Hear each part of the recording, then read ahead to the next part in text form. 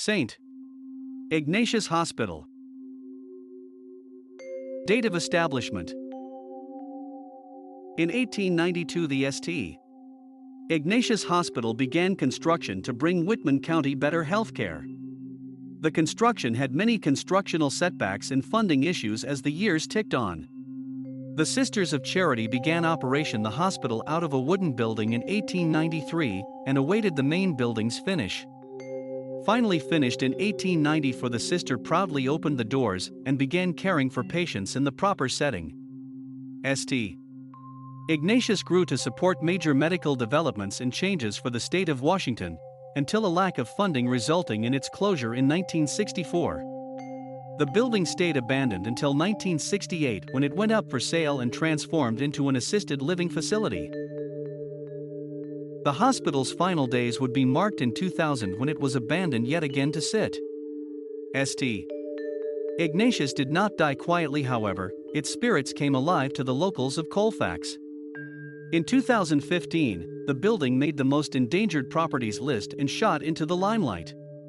Paranormal communities scrambled to welcome this building into the abandoned but loved category, and the tours commenced. However, the Colfax Commerce took over owners as of September 2020, and they plan to save and restore the building. Tours and other paranormal tourism have yet to have a stack in the plan, but only time will tell.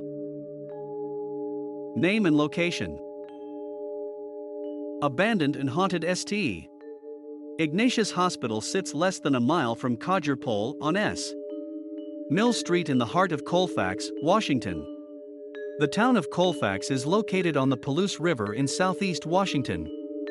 The town is the seat of Whitman County, which is a highly agricultural county. This area was once home to bands of Palouse and Nez Perce tribe Native Americans. In 1893, Colfax was the host town to Whitman County's first hospital. Years after their original opening, St. Ignatius established a school of nursing in 1911. In 1941, the school was celebrated for having the first 2 male nurses in the whole of Washington state. After its closing in 1964, St. Ignatius Hospital became an assisted living facility called St. Ignatius Manor. Today, its traditional name of St. Ignatius Hospital is what locals prefer to use until its future is determined. Physical description.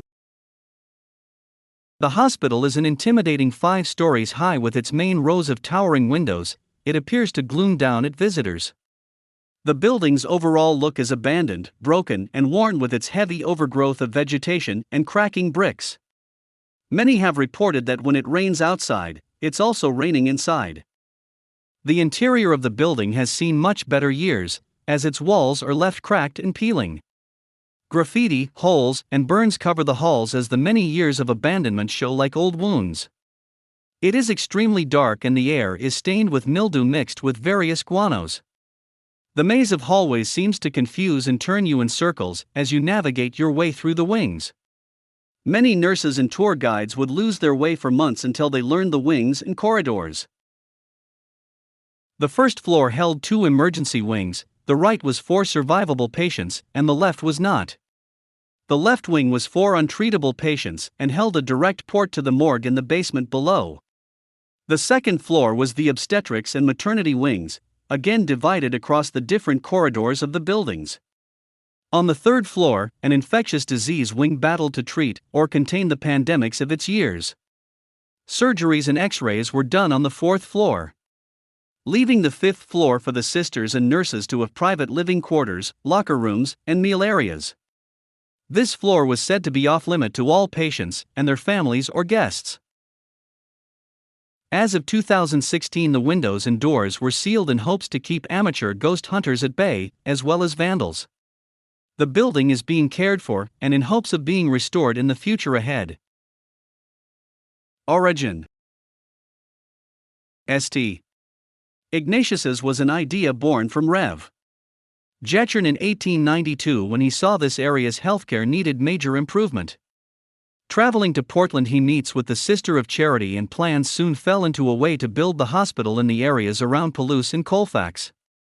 To fund buildings at this time, it was custom for religious orders in the United States to ask private donors and sponsors for the funding. So, 3 towns were offered the chance to bid on being the official sponsor: Colfax, Pullman, and Palouse City.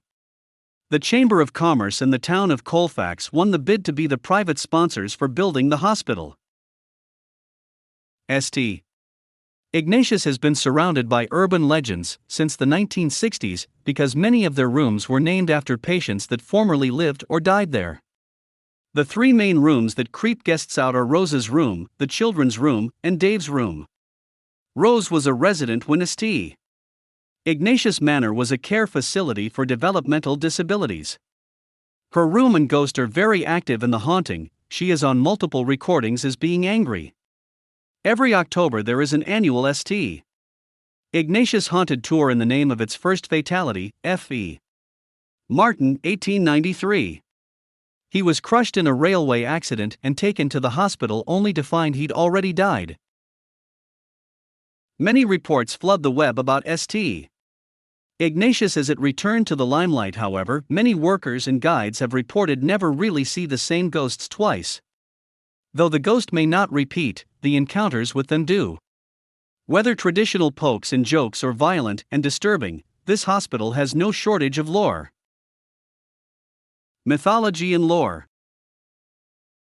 During these guided tours, visitors are told there have been thousands and thousands of deaths during this building's history.